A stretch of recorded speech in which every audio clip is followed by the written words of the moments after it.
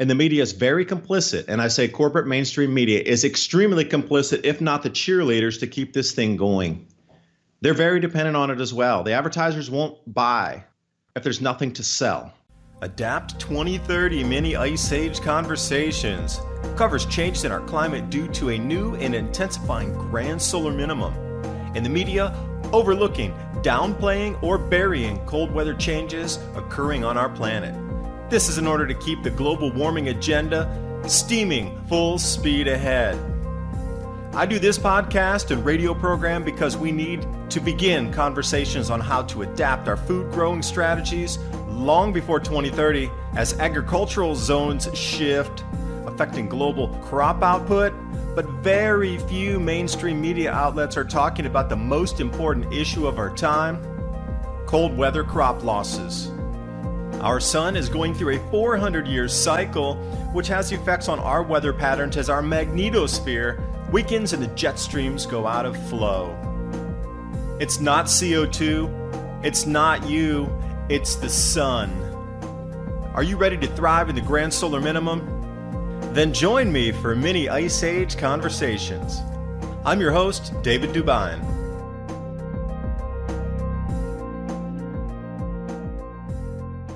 And I do welcome you this morning, this afternoon, this evening, wherever you are across the planet. Welcome to our world. Again, I'm your host, David DuByne. Mini Ice Age Conversations here on Revolution Radio, Studio A, 10 p.m. to midnight every Thursday, bringing you the latest in the grand solar minimum intensification, signs of the times, what's happening across our planet. We're ticking off the boxes right now of grand solar minimum is intensifying, how it's going to affect your life, how you can prepare, protect your families, yourself, and thrive as these economic changes pervade the planet. You know, the weather changes that we're seeing right now, it's only one part of it. What about the economy that's affected behind that? You know, that's the whole reason I'm doing the channel is the climate. That's only really one facet of everything moving forward. Because the climate, it's going to affect you. Yes, you might get stuck in your house. You might have to move. Your power grid might go down. But in reality, everything else bending around that is about food production, just-in-time delivery, and then in turn, how that will affect our societies if food prices double and triple routinely. The flux, I guess it's a pendulum of when we get to something that we saw in the 1600s with barley prices across Germany and France, 4x increases on the base staple foods in lean year harvest, but then it would swing all the way back to about what you would consider normal when they had good years. So it'd be about 3 years of incredible high prices, and then it would swing back by 2 years of normal pricing. And then it would swing back again, double, triple, quadruple pricing, and then back again. It's an undulating pendulum of food price swings. So think about that moving forward. The reason I would bring up and talk about all these changes that are happening is because I really, really, really want you to pin it and put it together, connect it with the economy, because that's what's going to be affected. Your ability to make money to feed yourself. And the way the economy is going to shift, morph, and spin as people stop spending on certain items to spend more money for food. But first, you have to understand the causation of why it's happening. Why would people spend much more money on food? And once you understand that pivot point there, then you can see and look back behind your shoulder on the left side to see all the weather changes that are happening with this grand solar minimum intensification. Remember, this only comes on once in a 400-year cycle. At least on the regular duration, it's pinging it every 400 years. Look back through history, you'll see the same effects. We go back 1600s, 1200s, 800 AD, 400 AD, and go back to right to the beginning of the first millennium, 79 AD, approximately in that era from 39 AD to 79 AD, massive changes. Then we can ping it back and go back before the BC era, and we start to see the same thing, 400 BC, 800 BC, 2700 BC, and it's just a cycle. We should all be asking ourselves, if this is happening, it's provable by science, why isn't anybody talking about it or helping us warn or get ready and get our societies, our communities, our cities, our countries ready? Why are governments across the planet remaining silent? It is going to be the biggest event of not only your generation, but multi-generations. I wonder why everybody's staying so silent. So last week I was in Vietnam doing some research. I was out on the ground, went to two different places. I'm going to discuss not only what I found there in terms of low-tech agriculture, because I believe the solutions moving forward to some of these problems we're going to encounter because of lost crops due to shifting weather patterns, jet streams in the wrong place due to the sun's effect magnetically on our Earth. We're going to have to think of different solutions moving forward to supplement not only the grain supply, but the protein supply. So I went to Vietnam to get the lowest tech I could. So I was looking for low-tech fish farming techniques, low-tech, high-value water flow techniques off the mountains or low hills areas, because trading is going to be a big thing, and you're going to have to think about value proposition and what was used, what was not used. I also have been reading a couple of books on the war in Bosnia in terms of what went on there in that year and a half under siege and what was the most valuable as everything broke down in terms of society. Lighters. I guess lighters and antibiotics were the two things that I could ping. If I had just a few dollars to spend on anything, it would be lighters and antibiotics. Of all things, if I've got anything out of reading the accounts of those two.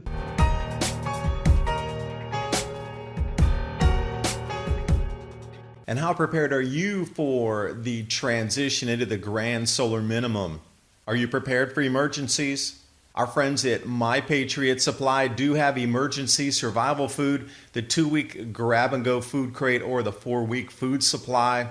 They also have water filtration and items that you can use yourself to get ready to pack, such as Mylar bags, oxygen packs, things you can use for your own long-term food storage, and a host of different survival items that you might not have thought about in your preparations.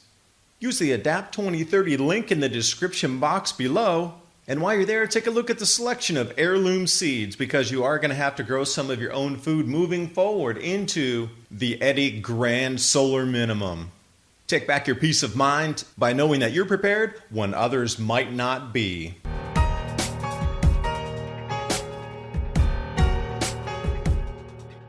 We're going to know, I went to Vietnam because we need to bring back to basic. Everything's so high-tech these days. We need to look beyond the high-tech to solve the problems of the high-tech world today, going back to the lowest tech that we can find, and then maybe build some modern tech in there. Not just starting with the super high tech and then, vertical gardening it out and doing this. The rest of the world doesn't operate like that. If you're thinking vertical gardens and LED lights and pumps and things bringing indoor greenhouses, etc., you're in the top 20% of the world's population. The rest of the world still lives very, let's say, they use gravity a lot. They use nature a lot to help them farm. Not only did I check out the low-tech techniques of what's going on, not only in the hills, but also in the sea, but I talked to a lot of travelers while I was there, and I want to give you some of the accounts and tales. And again, I'll start with Sweden because the same thing is happening. Why aren't people asking questions? Did you know that Sweden just reinstituted their draft, or not it is a draft, but each male is required now to do the 2 years of service, which they'd gone away from for about 30 years. They were talking about Sweden and the Northern Lights, etc., where we could really go. And I was asking about, have there been more and more Northern Lights? Like, what's the climate changing up there? And then it really quickly turned to, they reinstituted just this last year, mandatory service for males. And then I asked them a question. Is anybody asking why? Why was there a lapse of 30 years? Why did they start right now to do it? That was kind of a quirky thing that was. So I'll cover a few accounts of tales of people who talked to. If you're only half awake across the planet, at least in the Northern Hemisphere, you're going to start to see all these changes happening now. These same words, again, historic, unprecedented, never seen, April snowfalls, record rains, record, historic. And you're starting to see this now as the trend. Last year when they started to use these words in the greater mainstream media, I was like, wow, they're using historic. And you'd focus on, wow, historic snowstorm. But now it's so common, the luster's not there anymore to even talk about being historic. Now it's more about just checking a box, like, look at this, still upticking. So those of you that are around in the Northern Hemisphere, I don't know if you're aware, because, if you're in the area where it's snowing currently with the blizzards and the record snowfalls and these storms that are pervading Europe all the way down to Saudi Arabia. Did you know Saudi Arabia had rare spring snowfall blanketing Saudi Arabia? Did you hear about that in your news media? I sure didn't, because it was just snow. across Saudi Arabia. It should be 100 degrees Fahrenheit there, in the high 90s at the minimum, but snowfall. And it fell really low as well. It wasn't just in the highlands where they do get some snow occasionally in the wintertime. January, they'll occasionally get some gruel, which is a mix between snow and hail. It's kind of, you get those little strange, they're not even pebbles. They look just more like somebody hacked off a piece of a snowflake and threw it down there mixed with ice. They get that occasionally. And it might accumulate to, I don't know, an inch, maybe two. Some places where the wind's really blowing on a mountaintop up there, they might get a few inches. But not where you're getting massive areas of Saudi Arabia covered in snowfall. And so some of these outliers are really starting to be felt and seen that don't make sense any longer. April snowstorms across the United States, Quebec, and Europe. Okay, we get snow in April. That's not a crazy out of the possibility thing happening. Blizzards and all-time record snow shattering records by 5 and 6x of the oldest records of all-time record snow. You might look at that and say, wow, that's interesting. But then it's Pakistan, and then it's Japan, and it's Europe, and it's Canada, and the United States. All records smashed as far as you can go. Incredible. And then we have this Saudi Arabian snow event. We got the record floods in Brazil. Like the atmosphere is starting to compress and create just more precipitation events as this magnetosphere, the magnetic protection around the planet, starts to weaken. The more galactic cosmic rays come in, they form more clouds. So you get this feedback loop happening at the same time. The feedback loop's going to continue to intensify, and that's the whole thing. Delaying planting. The UK, it's lambing season. They're having an enormous amount of deaths across the livestock industry in the UK due to this.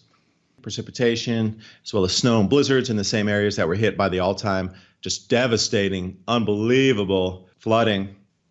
The shell game continues there as well.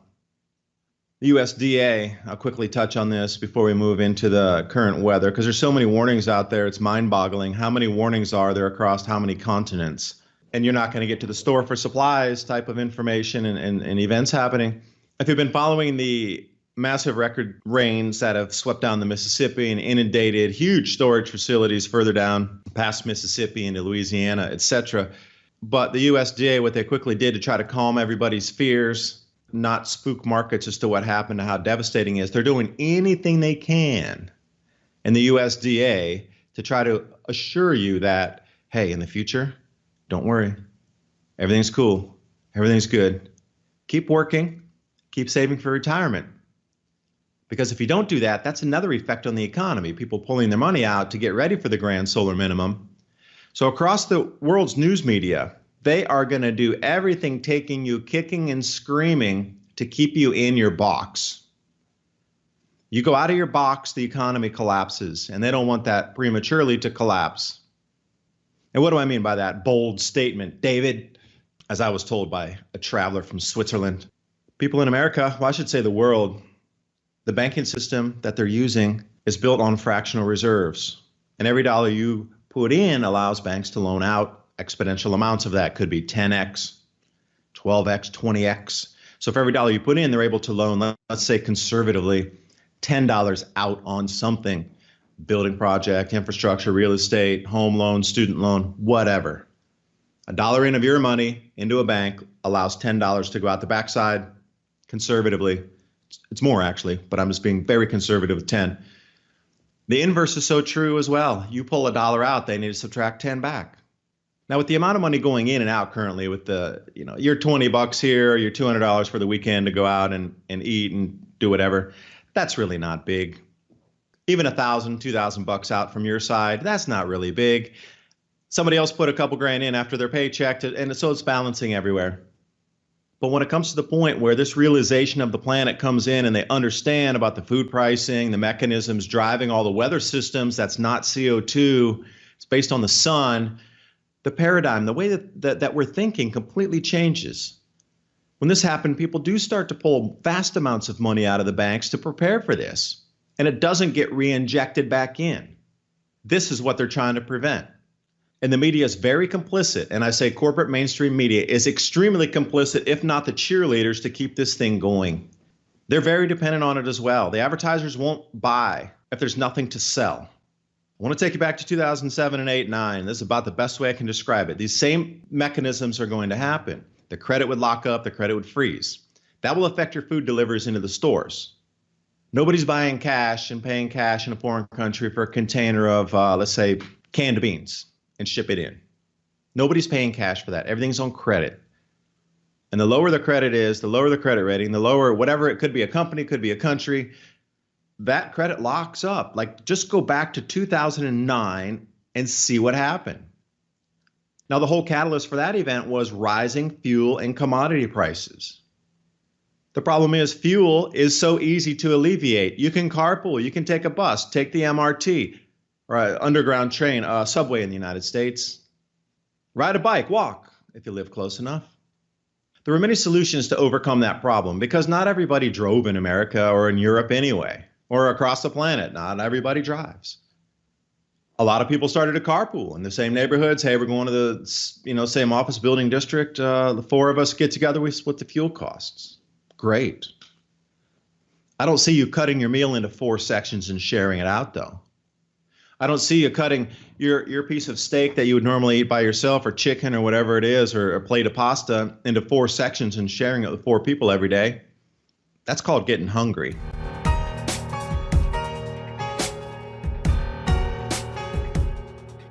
And during these uncertain times, I've teamed up with My Patriot Supply long-term food storage, a nice affordable starter kit, 2-week food supply, 1,500 calories per day, breakfast, lunch, and dinners, plus the 4-gallon storage containers included in that. This is a good first step in getting more self-sufficient. So you just need to spend more money on food, like you spent more money on petrol in 2009 and 8. With all those prices rising up, people shifted their spending habits out of necessity. You go to work and drive there, or you lose your job. Let me see.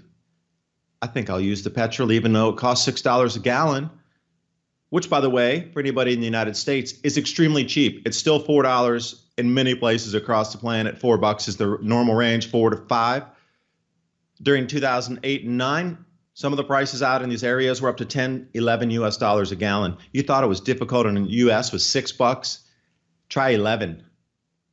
So the United States has some very, very, very cheap fuel prices in comparison to the rest of the planet. Now, I'm not taking into consideration the Middle East, where it's like still 25 cents or something, where they produce it, pump the oil, produce and refine in the same places, and they give the subsidies and let everybody have almost free fuel just to keep everybody happy. The shift in spending, the pull out of all the resources of the banking industry. This is what scares the current system that's in place, this archaic, dark energy, hierarchical, manipulating system that has kept us down for how many thousands of years now? Particularly in the last, say, 1,000. It's been the same system of control of there was a king, a queen, monarch, whatever you wanted to call it, emperor, at the top, and it's always been that top-down pyramidal structure. This light energy vibration from the sun changing is starting to shift a little bit in the human consciousness. You see, across the planet, people are no longer accepting this top-down hierarchy system. They're going to take you kicking and screaming into the night to keep you in the same mind frame, the same economic spend patterns, because if those are altered in any way, the current system collapses before the true collapse would come. And, it doesn't have to be a collapse. That's what, irks me a little bit. There's so many solutions and ways that we can even build our economies in a more, let's say, sustainable, and I'm not talking about solar panels and wind, that's unreliable, but in a more sustainable way to provide more resources for us as a species, the humans on the planet, where we don't need to gouge everything out of the planet. We don't need to destroy everything around us. There's a lot of solutions for our food production that we could be using where, when's the last time that the corporate media or the schools have taught us or our children, hey, why don't you set up community gardens? Why don't you set up a garden in your backyard?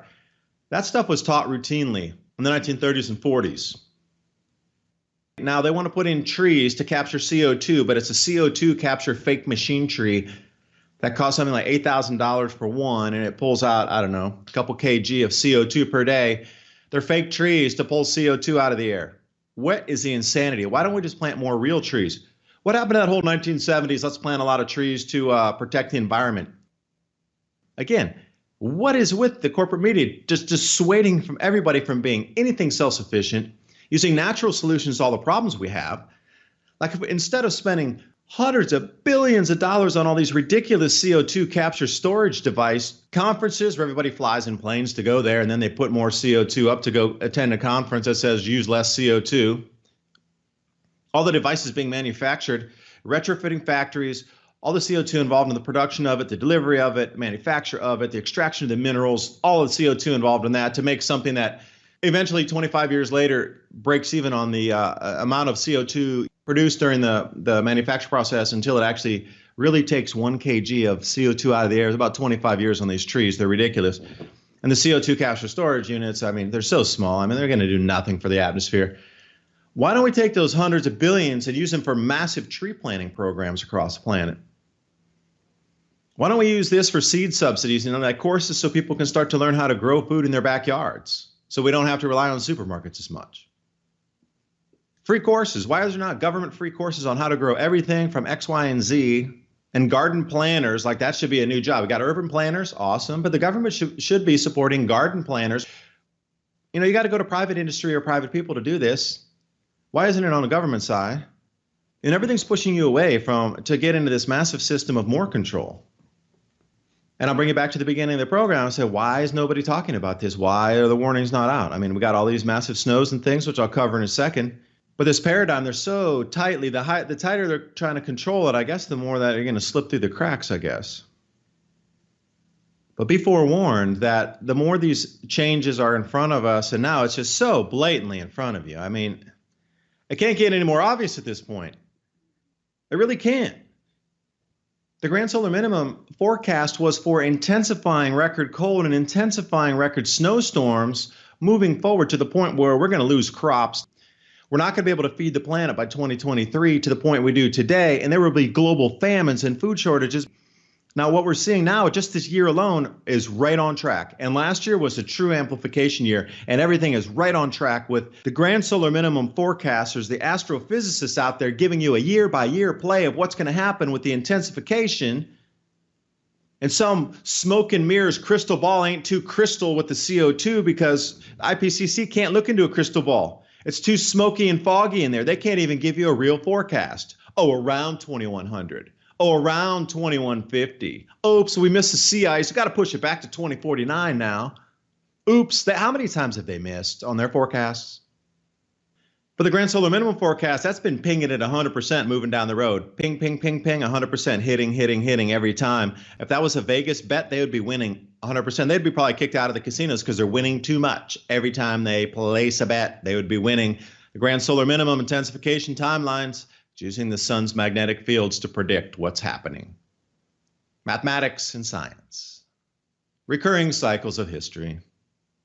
And now they want to ban and limit the use of manufacture of, get this, you're going to please sit down if you hear that. I don't want you to fall over.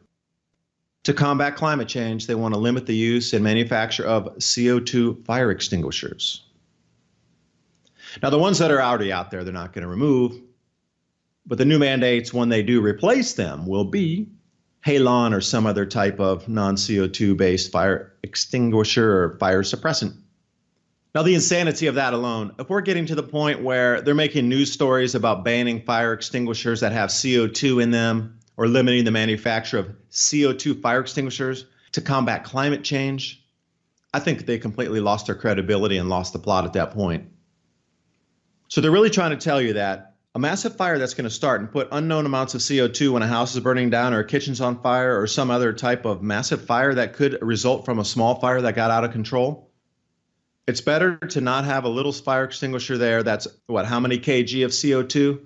Then why do they still allow global transport to continue? Why would they allow air travel to continue when the amount of CO2 every day put up by those airplanes is gargantuan compared to a little tiny CO2 fire extinguisher? Meatless Mondays in the schools in New York City. Oh, got to have the kids eat less meat because cows fart, and they're going to put methane up. They never talk about termites. Termites put up, 25% of all the insect life and the decomposing biosphere of our world put up more CO2 than humans do every year exponentially. So when we get into this ridiculous, babiculous banning or reducing manufacture of CO2 fire extinguishers, they're losing the plot. Truly, it's lost the plot. We're into like insane asylum times now. When this is making the headlines, compared to something like rare spring snowfall in Saudi Arabia, they're trying to protect the economy is what they're trying to do. And they're trying to continue to brainwash and indoctrinate everybody into it's CO2, it's CO2. Have you noticed the ramp up of articles in this last year? Since the weather changes in earnest are really shifting, and there's a lot more awareness of the grand solar minimum, which I'm super happy for. And I really want people to get prepared. That's why I spend the time doing my channel and putting all the information and research out. I want to get prepared to understand the changes, the mechanisms. If you're more prepared, it's going to be a better place for us all. Can you imagine 5,000 families and people being prepared compared to like 2? How much easier it would be to move through these changes? I want to be in that community where there's 5,000 families prepared and understand the mechanisms and knowing how to cope with and being ready to jump on some of the changes. So if you know the hail's going to get bigger, the winds are going to get stronger, the floods are going to get more deep, and you can start to adjust for that, maybe where you plant something or the way you harden something infrastructure-wise. Hey, I want to be in that crowd, because they know what's going on and the moves. Corporate media is really pushing. They're in overdrive now to explain away the massive changes on Greenland with the ice gains. Well, not only the glaciers growing there. When we're to the point now where government institutions are cutting feeds on their data because it's showing the complete opposite of what you've been fed for 40 years about a particular narrative, global warming, we should be asking real hard questions at that point. Like, why did those feeds get cut? What are you trying to hide? And not only that, but why isn't anybody even in the corporate media coming out ferociously, nonstop, chasing down these institutions and people and forecasters, especially on the IPCC, say, hey, your Greenland forecasts were wrong. Now what? Why didn't you adjust it? Why aren't there news articles coming out saying, hey, we dropped the ball completely on the Greenland ice. It's gaining for the 3rd year in a row, not just a little, a lot. Billions and billions, hundreds of billions of extra tons. What happened with that? Yearly? They're not even at a melt season anymore. The melt season is actually at the break even during the melt season. Wow, it's crazy. If you compare 2013, which I did in a couple of videos, with this year and last year, Greenland ice melt, it is such a night and day difference. Yet the corporate media doesn't want to tackle that. Why is the change happening in the first place? Forget the culpability or the bad call. Set that aside. Doesn't matter. Focus straight on what is causing the flip. And what was melt back in 2009, 10, 11, 12, I think that was the high for the solar activity. And then we started to drop off. And that was the beginning of what you're seeing now. It was very subtle changes in 12, 13, 14, right? When the changes were very subtle in those years. But what happened to the flip? That should be the main question. Not bagging the IPCC for making a bad call. Just what's the flip mechanism? Why isn't anybody talking about that? Why isn't anybody in the corporate media raising questions? This video is brought to you by our friends at TrueLeafMarket.com. Heirloom and organic seeds for any grow zone on our planet.